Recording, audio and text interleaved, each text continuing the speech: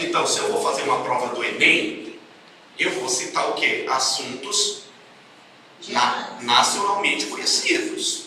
Porque se a banca do Enem não sabe o que foi isso que aconteceu no país, pelo amor de Deus. Agora, eu não posso citar uma situação que aconteceu no Maranhão. Porque a banca que não é maranhense não é obrigada a saber o que aconteceu aqui no Maranhão. Então, vai citar exemplos? Exemplos de domínio público, que todo mundo sabe, certo? Agora Breno, eu também tem uma parte,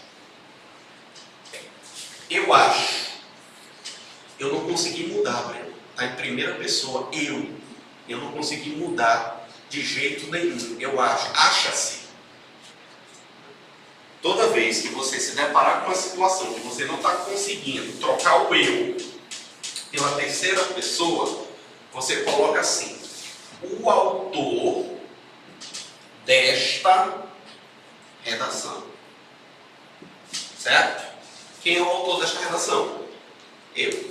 Então, este termo aqui está em terceira pessoa. Certo? Então não vamos utilizar eu, não vamos utilizar nós, certo? Tem que estar tudo em terceira pessoa, seja do singular ou do plural. Beleza? Tranquilo? Alguma pergunta? Até o momento ficou alguma dúvida? Não, né? Quando você for receber a sua redação, eu não sei, alguém sabe me dizer quantas linhas são, Kedris? Acima de 20. Acima de 20. Assim, Não é 30, não? No mínimo, no máximo 30.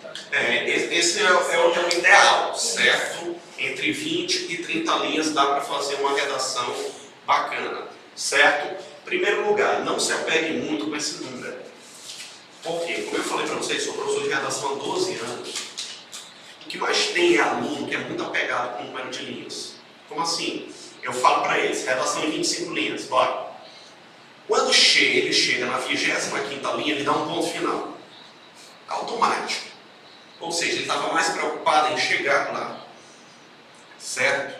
Então, se eu me preocupo tanto em cumprir, eu não estou me preocupando tanto com o conteúdo, que é a essência da sua redação. Então, você, na sua folha de rascunho, que é o borrão, você vai escrever à vontade. Você vai escrever à vontade. Breno, fiz minha redação, deu 33 linhas. Escrevi à vontade no meu borrão. E agora, porque ultrapassou o limite, aí você vai reler sua redação e vai cortar as partes menos importantes. Você sabe que é melhor pecar pelo excesso do que pela falta. Então, você excedeu, releia e corte aquilo que você julga ser menos importante. Ah, vou tirar isso aqui, mas vou cortar isso daqui. E aí, ó, enxutou, coube no limite. Porque agora, se você escreve 15 linhas, é um desafio você encontrar mais 5. Escrever mais 5. Por isso que é melhor, escreva à vontade, se preocupe somente com o conteúdo, e aí releia e vai cortando aquilo que você julga ser menos importante para ela caber dentro do limite. Uma questão estética. Vocês podem dividir, a minha sugestão é que vocês façam a prova em 4 parágrafos. Faço em 4 parágrafos. Daqui a pouco eu conceituo esses parágrafos para vocês. Certo? Então, a primeira linha de cada parágrafo, ela precisa de um recuo. Como assim? Diríamos que aqui é o primeiro parágrafo de vocês. 4 linhas, certo? Você não pode começar certinho aqui. Não pode. Você coloque 2 dedos assim na folha e comece com esse recuo de 2 dedos, certo? Aí você começa a escrever aqui, escreve, olha o recuo que eu deixei aqui. Escreve, vai escrever. Aqui já na segunda, a partir da segunda você já usa o todo, certo? Escrevi. Aí eu terminei o parágrafo bem aqui.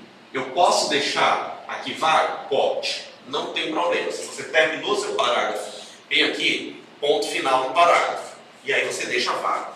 Só que no segundo parágrafo, recuo de novo.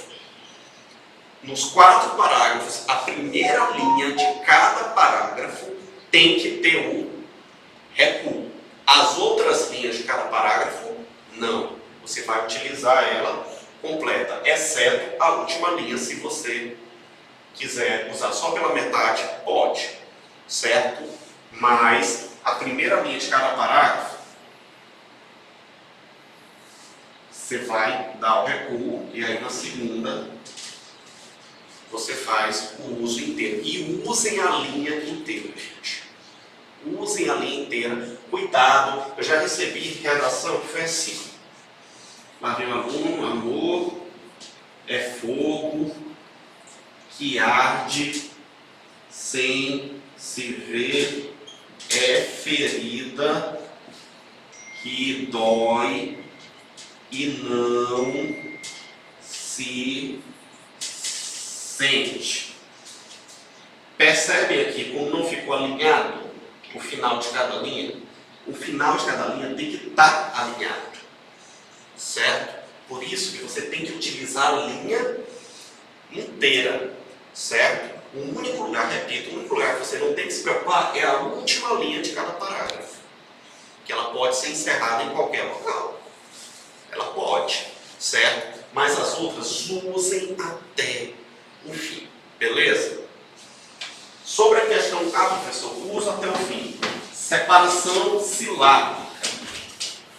Não coube a palavra inteira, então eu vou separar as sílabas, né? Gente, uma palavra ela não pode ser separada em qualquer lugar. Ela só pode ser separada no final de uma sílaba, certo? Então, se eu estou aqui, ó, amor é fogo que... Você não pode fazer isso daqui, não. Botou A, R, D aqui e o E aqui. Não estranhe, porque tem muita gente que faz isso. Separa a sílaba em qualquer lugar, separa a palavra em qualquer lugar. Não pode, você tem que separar quando termina uma sílaba. Então, onde é que termina aqui? É no A, né? O, A, D. Se há um encontro consonantal, não pode ficar as duas letras na mesma sílaba, certo? Se eu tenho aqui aranhão, eu tenho bem aqui um encontro consonantal. Então, os dois R's não podem ficar na mesma sílaba. Vai ficar um R aqui e o outro. Professor, no caso do NH, como fica? O NH tem que ficar junto, né? Não, o NH é junto. Não há encontro não tem encontro consonantal aqui. Certo. Então, eles ficam juntos, certo? Estão com um problema com a questão das sílaba tônica. O que é sílaba tônica? Aquela que é a mais forte, né? Estão com um problema com a questão. Lógico que vocês dentro da sala de aula, vocês não vão poder gritar. Mas gritem em pensamento. O que o senhor está falando aí, professor? Eu quero separar a palavra igreja, certo? Eu estou em dúvida, então chame a palavra igreja. Notem que o I ficou solto, né? O GRE foi aquele que ficou mais entonado, né? E o já sobrou no final. Então, igreja, certo? Então, por exemplo, carrocinha. Carrocinha. Então, ó.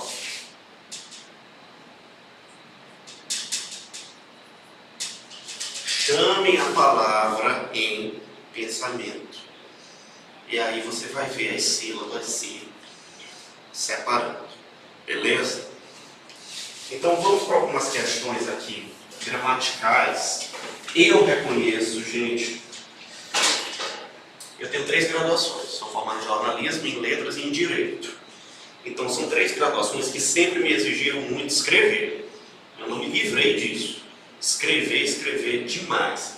E eu tenho que admitir, a língua portuguesa, ela é desnecessariamente complicada. Desnecessariamente. Então são coisas assim que não podiam ser tão rigorosas, mas infelizmente são. Se eu for aqui conjugar o verbo poder, eu posso, tu podes, ele pode, nós podemos, vós podeis, eles podem. Agora, se eu for fazer isso no inglês, I can, you can, he can, she can, they can, we can. Ou seja, o verbo poder no inglês é apenas can. Tu pode utilizar no presente, passado, futuro, ele, ela, tu, nós, vai ser can. E aqui na língua portuguesa, posso, podes, podem, podeis, pode. Ou seja, são essas variações que... Então, um exemplo base dessa gramática burocrática é o fato da gente ter 4 porquês. Uma palavra que a gente fala porquê, aí a gente pensa, cara, são 4 porquês diferentes. E a gente não pode usar o que a gente quiser. Então, quais são esses benditos porquês? Tem o separado sem o acento, o junto sem o acento, o separado com o acento e o junto com acento. Eu queria a sinceridade de vocês agora. Quem não sabe diferenciar? Ah, mas só 2 que disseram que não sabem. Que não sabem.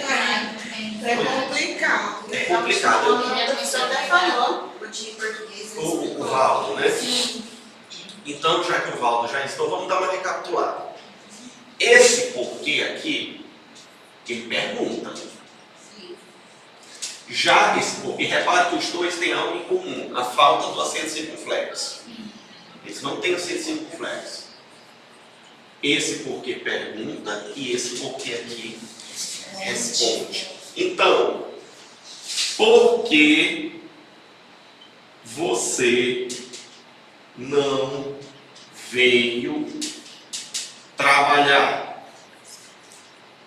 É uma pergunta, né, turma? É uma pergunta. Então eu vou responder. Porque estava doente. Perguntei separado, sem acento. Respondi junto, sem o acento. Então, se eu pergunto, é separado, sem acento. Se eu respondo, junto, sem o acento. Certo? Por que separado com acento? Final de frase. Ó, você não veio trabalhar, vírgula. Por quê? Certo? Você não veio trabalhar. Por quê? Então, se está no final de frase, separado com o acento circunflexo. Já esse porquê aqui, que é o junto com acento circunflexo, ele é sinônimo de motivo. Certo? Eu não sei o porquê dele ter faltado. Eu não sei o motivo dele ter faltado. Então, o porquê, que tem o mesmo significado de motivo, é junto com acento circunflexo. Esclarecido? Sim. Um desafio aqui para vocês. Eu disse que o porquê que pergunta, ele é o que? Separado, sem acento. No final de frase, é separado com acento. Agora, Breno, se eu simplesmente pergunto por quê? Qual é o certo? Acho que é com acento. Porque esse daqui está perguntando. Mas esse aqui também está o quê? Final de frase. Não é verdade? Então nós temos aí um termo válido para os dois, né? Está perguntando e está em final de frase. Qual é o certo? Esse que está perguntando ou esse que está em final de frase? Final de frase, eu acho. E aí? Então, no final da frase é o porquê com acento. Não é? Mas também está perguntando, não concorda? Sim. Que no caso é esse. Se está no final de frase é esse. Então a gente tem aqui Uma dúvida. um Né? impasse, na verdade. Isso aqui. Certo? Com o acento. O que, agora esqueçam um pouco, que só leva acento circunflexo se ele estiver no final de uma frase. Se ele não está no final de frase, ele não leva o acento, mesmo que o som seja de que. Porque quais são os dois sons? Que e que, não é verdade? O que isso significa. Nós temos dois que seguidos, só que com sons diferentes. O que isso significa? Então, professor, já que isso daqui é que, eu vou botar o acento circunflexo, né? Não. Só bota acento circunflexo se o que estiver no final de uma frase. O que só leva acento circunflexo se estiver no final de uma frase. Então aqui, embora eles estejam com sons diferentes, a grafia vai ser igual. Tranquilo? Tranquilo, né, gente?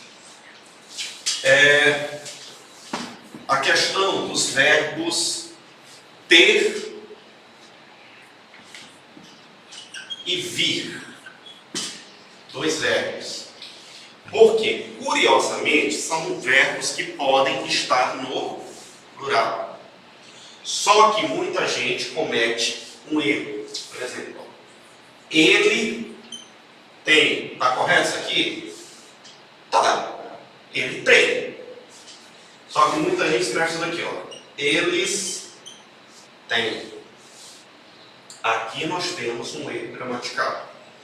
Por quê? Porque eles está no plural. Então tem, também tem que estar no plural. Agora, professor, qual é o plural de tem? É tens? Não.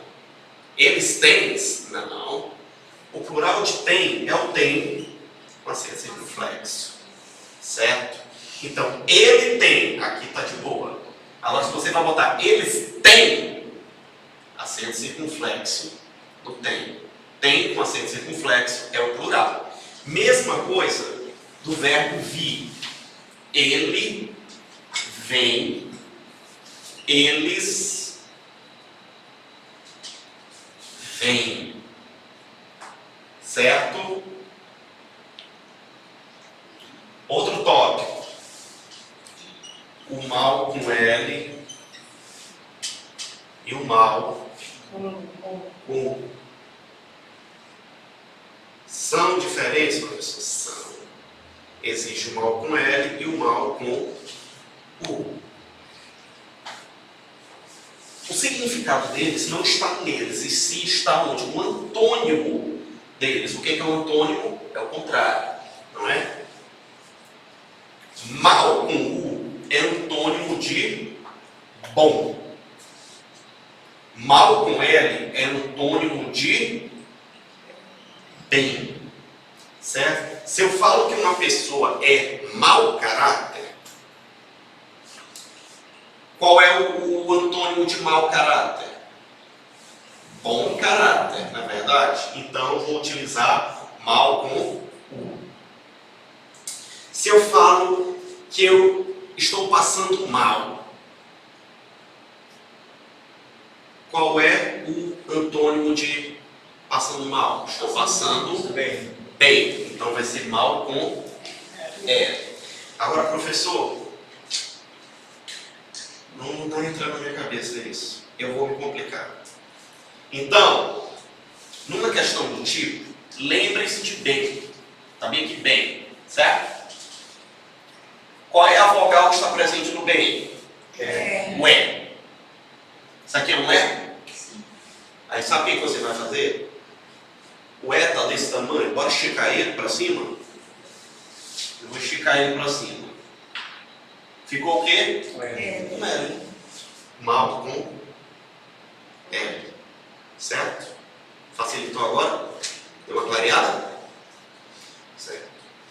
Professor, você não está gastando tempo demais com gramática? Não, estou. Porque a gramática de vocês vai ser julgada na hora da prova.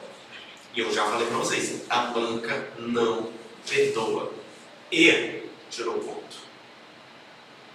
A cada erro será descontado pontos de vocês. Certo? Eu posso apagar aqui? Posso? Agora eu queria questionar vocês, assim, se vocês têm algo na gramática que vocês... uma coisa assim que eu vejo... Porque assim, eu sou um observador nas redes sociais. Eu não sou, embora eu seja professor de redação, eu não sou de estar mandando mensagem para a pessoa quando ela está errando gramaticalmente. Eu não vou fazer isso. Eu deixo ela livre, mas numa sala de aula, lógico, eu tenho que corrigir. Algo que as pessoas erram muito é com o A e com o A. Certo? Muita gente erra nas redes sociais. Se eu tenho o seguinte, esse A aqui, e não é o A do verbo haver, certo? Não é de existir. É, na questão temporal, esse A, ele é passado. Com H e acento agudo.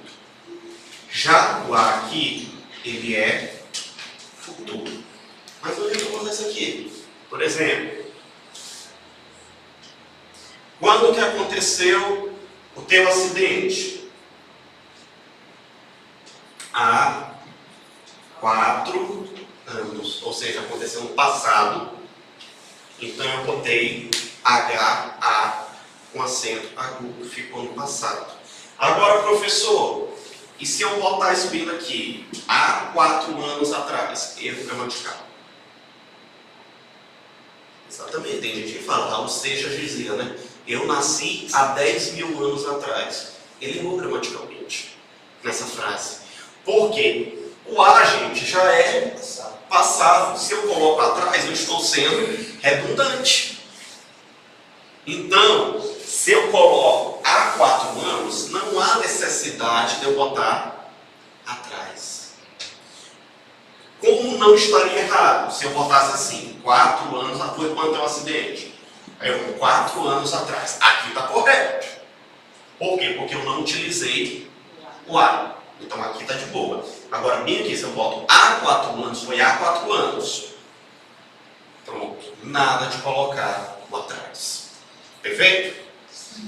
E nesse caso aqui, futuro.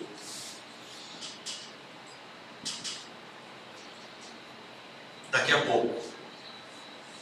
Que horas vai começar o jogo? Daqui a pouco. Então, é um A bonitinho do jeito que ele é. Certo? Que horas é a novela? Daqui a 2 horas. Então, o A, até gente, na questão de distância. Daqui para entroncamento, entroncamento fica a 12 quilômetros. Se eu estou indo para entroncamento, não é futuro, né? Eu não estou voltando no tempo. Então é futuro. Então eu vou utilizar o A. Certo? Tranquilo? Aqui? E então, gente, eu queria questionar vocês. Tem algum outro tópico gramatical que vocês têm alguma dificuldade? A vírgula. A vírgula.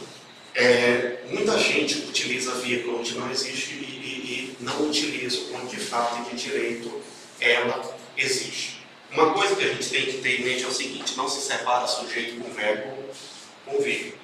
Se eu vou iniciar uma frase, as crianças de hoje em dia usam muito a internet. Se eu colocar essa frase aqui numa prova de português, Eu diria que 80% dos alunos iam meter uma vírgula bem aqui. Aí eu questiono vocês, qual a necessidade dessa separação por vírgula? Se a minha ideia é, as crianças de hoje em dia usam muito a internet. Eu estou falando o que as crianças fazem.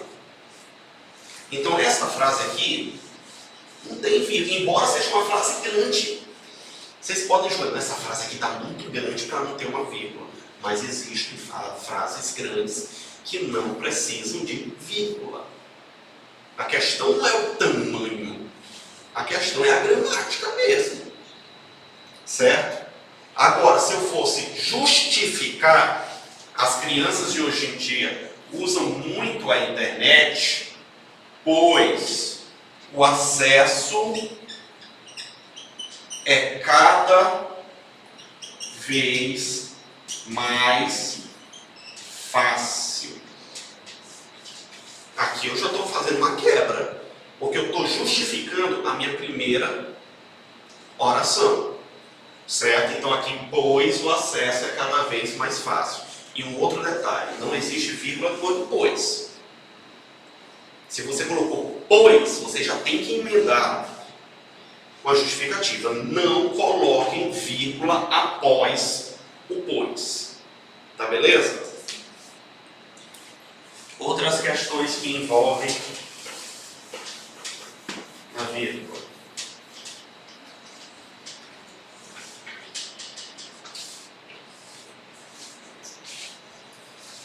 A questão do ponto e vírgula. Eu não sei. O ponto e vírgula, professor, ele tem o mesmo poder, ele até tem. Mas o maior poder do ponto e vírgula é o poder da organização. Porque se, agora vamos sair um pouco do português, vamos para a matemática. Eu passei uma equação, eu sou professor de matemática, eu passei uma equação de segundo grau. Os meninos, a equação de segundo grau tem dois resultados, né? X' e X quadrinho. Aí vem o aluno, vai montar a solução, ele fez aqui de pincel também, que eu trouxe mais.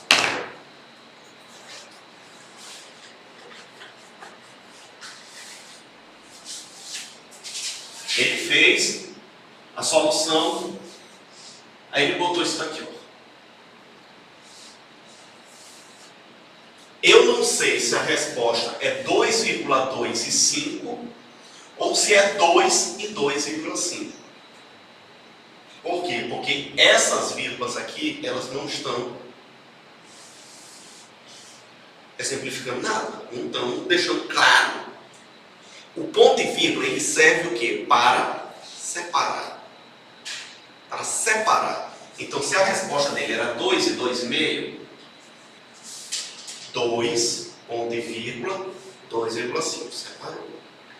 Certo? Aí vocês vão fazer uma redação sobre as histórias infantis. Aí você fala assim, tem a Branca de Neve que foi envenenada, a Cinderela que perdeu o sapatinho e a Bela que casou com a fera. Nessa estrutura que eu trago para vocês, que foi envenenada a Cinderela. Ou seja, essa oração aqui, ela serve tanto para a Branca de Neve quanto para a Cinderela. Certo?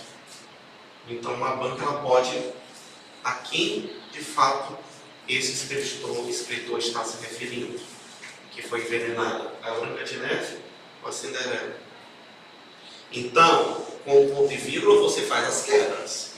Tem a Branca de Neve que foi envenenada, ponto e vírgula. A Cinderela que perdeu o sapatinho, ponto e vírgula. E a Bela que casou com a fera. Certo? E a vírgula, gente, também é utilizada na questão do vocativo. Um erro drástico que 99% das pessoas cometem. Aí a pessoa vai mandar uma mensagem para a Corolla no WhatsApp. Bom dia, Corolla. Nós temos bem aqui um erro gramatical, gente. Nós temos. Porque tem que haver um vocativo. Então, tinha que ser o quê? Bom dia, vírgula, Corolla. Feliz aniversário, mãe. Eu botei o quê? A vírgula bem aqui. Porque eu estou mandando. Quando eu mando uma mensagem para alguém, tem que ter uma vírgula. Até se a pessoa quer me xingar. Vá para o inferno, Breno. Se ela me manda dessa forma, o que ela está gramaticalmente dizendo? Que o inferno foi batizado de Breno. Que o nome do inferno é Breno. Agora, se ela bota a vírgula aqui, ó, vá para o inferno, Breno. Agora sim ela está me mandando. Agora sim. Eu não quero, garanto. Tem um exemplo que eu sempre uso, que é o seguinte. Então, gente, toda vez que vocês forem mandar uma mensagem para alguém, oi, João, oi, vírgula, João, não diga isso, rapaz, não diga isso, vírgula, rapaz. Se você está mandando para alguém, tem que ter a vírgula. Tem que ter a vírgula. Um exemplo que eu sempre uso, vamos dizer que João é casado com Maria. Certo dia, Maria acordou cedo para ir trabalhar, só que era um dia de folga de João, no trabalho dele. Então ela vai para o trabalho, mas deixa o recado: tu faz meu almoço. Tu faz meu almoço. Quando dá 11h30 da manhã, Maria está saindo do trabalho, só que ela, por via das dúvidas, Maria vagabundo, ela manda uma mensagem para o WhatsApp de João. O almoço. Maria mandou para João no WhatsApp. Do almoço. Aí ele responde: estou fazendo. Maria lê isso daqui, ela pede o divórcio na mesma hora. Por quê? O que ele está dizendo nessa frase minha aqui? Para vocês verem o poder de uma vírgula. Se ele botasse isso daqui, pá! O que ele está dizendo aqui? Que ele está fazendo o almoço do amor dele. Ele está fazendo o almoço. Agora, se ele não bota a vírgula, aí o negócio, ele vai apanhar. No mínimo. Aí ele vai apanhar.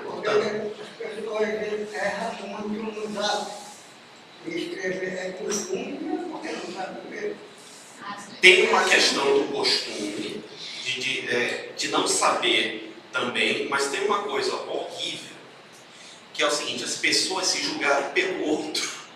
Ela vê como o outro escreve, ela acha que é daquele jeito. Mesmo as pessoas deixaram muito de ler, né? Pois é, então, uma coisa que eu sempre falo, um termo, uma frase que eu acho um absurdo, quer dizer que o dicionário é o pai dos burros. Não é, gente. O dicionário é o pai dos inteligentes. Por quê? Porque o inteligente recorre ao dicionário para escrever certo.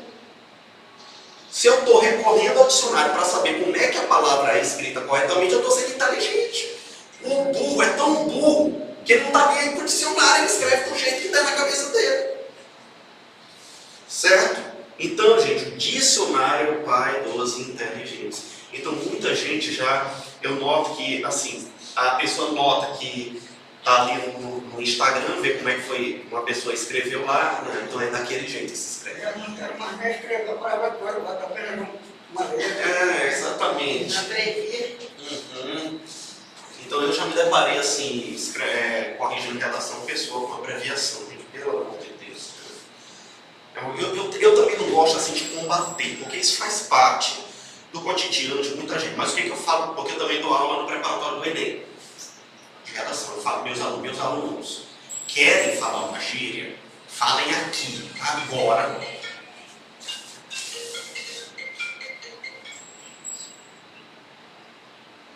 Gente, só um instantezinho. Com licença.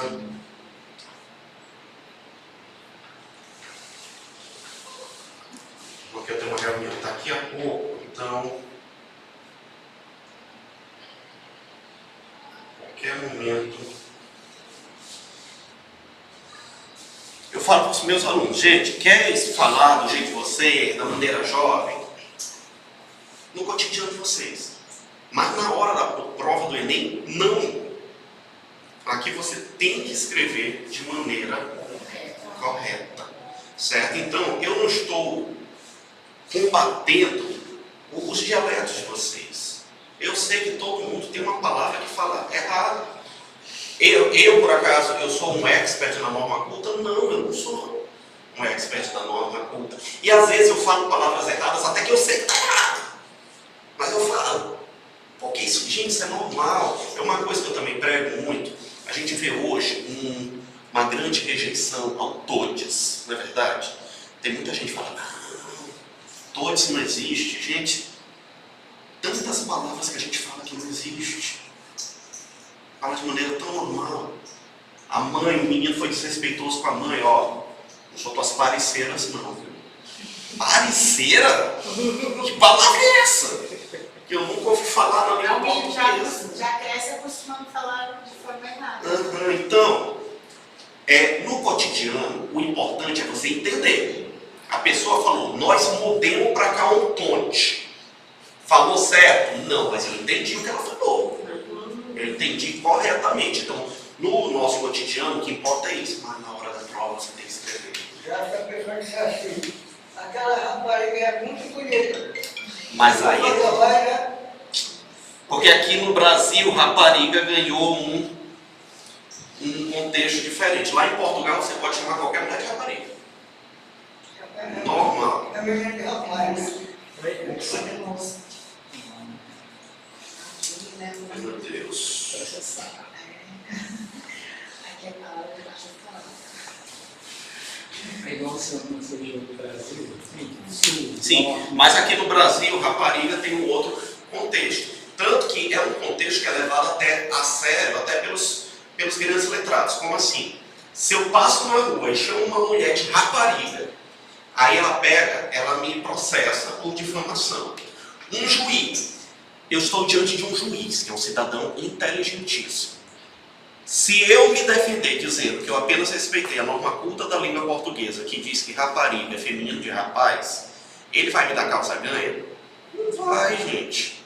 Mesmo com toda a inteligência dele, ele não vai me dar calça ganha, porque ele tem na consciência dele que aqui no Brasil esse dialeto tem um contorno difamatório contra mulheres. Ele vai me condenar. Mas no dicionário é... Mas no dicionário é o feminino de rapaz. Certo?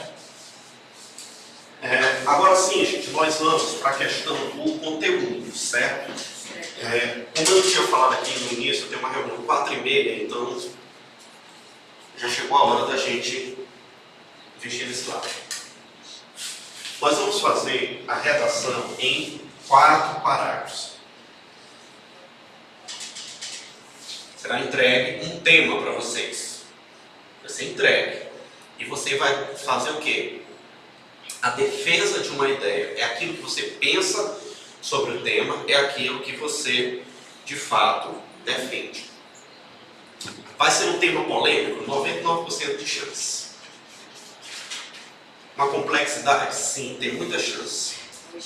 Eles não vão botar vocês para escrever uma coisa boba. Vem aí um grande conteúdo que é para vocês explanarem a visão de vocês sobre o assunto. Eu dividi aqui em 4 parágrafos, mas vocês não são obrigados nem devem colocar o mesmo número de linhas em todos. Certo? Não precisa. Por quê? Porque o primeiro parágrafo é o que conhecemos como introdução. O segundo e o terceiro são desenvolvimento. E o último 4º parágrafo é a conclusão. Introdução, desenvolvimento e conclusão tem a mesma importância? Não. Não são igualmente importantes. O que é mais importante, professor? Desenvolvimento. O desenvolvimento é a alma da redação. É a essência. Certo? Porque a introdução é só o início. É só o início. Se você parar para ler um livro, você vai ver, gente, que a história só te pega lá no meio. A coisa fica emocionante ali no meio. O início do filme só está apresentando, o filme não, do livro, está só te apresentando os fatos. Então, a introdução é só o início. 2 parágrafos para desenvolvimento, professor? Sim. Até mesmo porque não é recomendado que você faça parágrafos muito grandes, tá bom? Parágrafos não precisam, assim, ser muito cheios. De acordo com o tema que você vai ser dado para você dissertar, porque que tema é esse, professor? Dissertar é dar uma opinião, certo? Dissertar é defender uma ideia. Nesse primeiro parágrafo do desenvolvimento, vamos analisar os pontos positivos dele. Os pontos positivos dele. Já nesse daqui, nós vamos passar para os pontos negativos. Não há a necessidade de vocês, nesses parágrafos aqui, darem opinião. Vamos fatos. Porque fato é uma coisa, opinião é outra. Noticiar, informar é uma coisa, opinar é outra. Certo? Uma coisa sou eu falar. Então me dá aí uma notícia, professor. Lula é o presidente do Brasil. Estou dando uma notícia para vocês. Opinião é quando eu vou dizer o que eu acho do governo do Lula. Isso já é uma opinião. Então notem que existe essa diferença. Noticiar e opinar. Certo? E aqui, não precisa vocês opinarem. Vão nos fatos. Certo? Professor, onde eu encontraria uma situação como essa? Vamos tentar aqui pensar que o tema vai ser castigos físicos contra crianças. Certo? No caso, a palmada, né? Exemplificando melhor. A palmada. E o tema seria o fim da palmada, a criminalização da palmada, ou seja, proibir pai de dar palmada no filho. Diríamos que esse é o tema que vocês têm que explanar. E aí você vai dizer aqui pontos positivos de não bater nos filhos. Acredita-se que o lar familiar ele pode ser construído na base do diálogo. O pai ele pode impor respeito, né? Ele pode impor a sua autoridade diante dos filhos, sem a necessidade de agredi-lo fisicamente ou psicologicamente, moralmente. Tanto que hoje, comparado aos nossos avós, os nossos avós, eles batiam muito nos nossos pais. Já nossos pais reduziram comparado aos tempos passados. O que nota-se que hoje em dia há como você dar uma criação sem dar uma palmada no filho. Então você vai estar explanando sobre os pontos positivos. Aqui, os pontos negativos. Mas acontece que tem muitas crianças que são danadas, mesmo de verdade. A desobediência é um fato. A gente vê, inclusive, na escola, crianças desrespeitando os professores. Então, nesse ponto, fica a dúvida, o questionamento, se realmente uma palmada, desde que não seja uma surra, desde que não seja um espancamento, não seja realmente uma medida plausível, uma medida eficaz para disciplinar uma criança. Então você já vai ver os pontos. Ponto negativo, o quê? Repare que a gente está falando sobre o quê? Sobre a criminalização da palmada. É proibir pai e mãe de bater no filho e se ele fizer, ele vai preso. Certo? Então você vai nos pontos negativos. A conclusão é o que chamamos nesse modelo de redação, porque existem vários modelos de redação, viu, gente? Vários modelos, mas eu trago esse aqui para você. A conclusão é o que nós temos aqui, uma proposta de intervenção. É aqui que você vai opinar com mais força. Como assim, professor? Eu não entendi. Explico.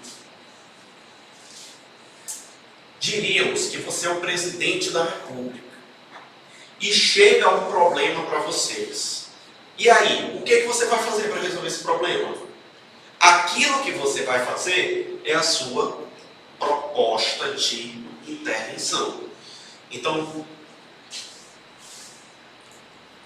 você vai na proposta de intervenção. O ideal para uma situação desse tipo é que, por exemplo, seja obrigatório psicólogos em escolas para estarem conversando com as crianças sobre disciplina e sobre respeito aos pais, para que não haja necessidade dos pais serem cada vez mais duros e incisivos com as crianças na hora da criação, para que assim a criança possa crescer não sendo mimada, porém sendo criada propriamente dita, sem apanhar, para que quando ela for um adulto e tiver os seus próprios filhos, ela também possa acreditar nesse método de criação daqui por diante para as próximas gerações. Aqui nesse desenvolvimento apresentem os fatos. Na conclusão, a proposta de intervenção sobre o que seria. Só concluindo aqui, gente, agora aqui, professor, e a introdução? A introdução é só o início, certo? Você pode falar o seguinte, diríamos que é o tema, né? Aqui no Brasil, há muito tempo se discute sobre a criminalização da palmada, ou seja, pais e mães podem ser responsabilizados judicialmente caso agridam o filho, mesmo de uma forma branda, né? Mesmo que não seja muito doído. Aí, ponto. Sendo assim, fica a dúvida, será que é uma medida eficaz diante da realidade do país? Tudo se introduziu. E a introdução não precisa ser grande. 3 linhas já é. Mas pode ser uma ideia de outra pessoa também, não só daí. Você pode citar uma outra pessoa, por exemplo, diríamos que você já ouviu de uma pessoa uma ideia sobre tem que ser uma pessoa de conhecimento público.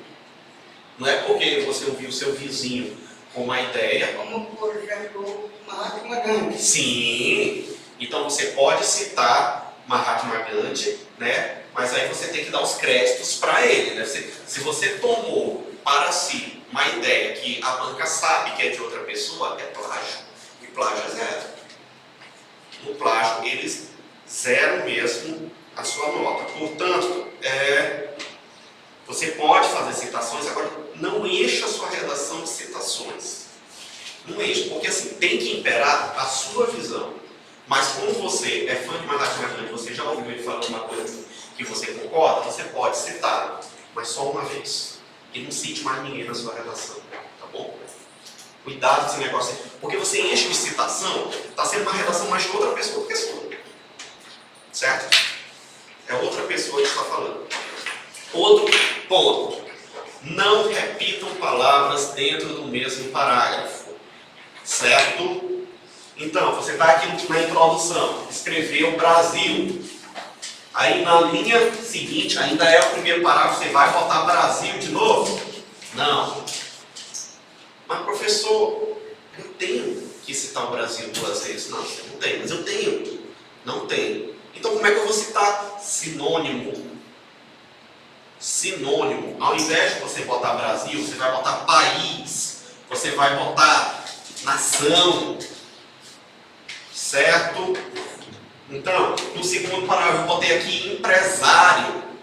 Aí eu quero na outra linha repetir empresário. Não pode, bota empreendedor. Certo? Ou seja, palavras que têm o mesmo significado. Você não pode, dentro de um parágrafo, repetir boa tarde. Você não pode, dentro de um mesmo parágrafo, repetir as palavras. Eu posso repetir no outro? Pode. Se eu botei Brasil no primeiro parágrafo, eu posso botar no segundo? Posso. Posso botar no terceiro? Posso. Posso botar no quarto? Posso. Eu só não posso botar duas vezes no mesmo. Dentro do mesmo parágrafo, eu não posso repetir palavras. Se você chegou numa situação que você vai repetir palavras, troca por um sinônimo. Pense numa palavra diferente, mas que tenha o quê? O mesmo significado. Certo? Prova, avaliação, exame, teste. Olha, ó, 4 palavras que eu citei que têm o mesmo significado. Certo? Menino, garoto, jovem, rapaz. Ou seja, 4 palavras que eu citei, 4 palavras diferentes, mas que têm o mesmo significado. Certo? Eu só tenho, gente, uma dúvida, porque assim, eu não conheci bem o edital, não sei como é que vai ser, eu não sei se a redação, ela exige título. Sabe? Porque, por exemplo, o Enem não exige título, mas a redação vestibular da UEMA exige. Então, assim, isso é variado. Certo? Então, se for uma redação que exija um título de vocês, por favor, não repitam o tema.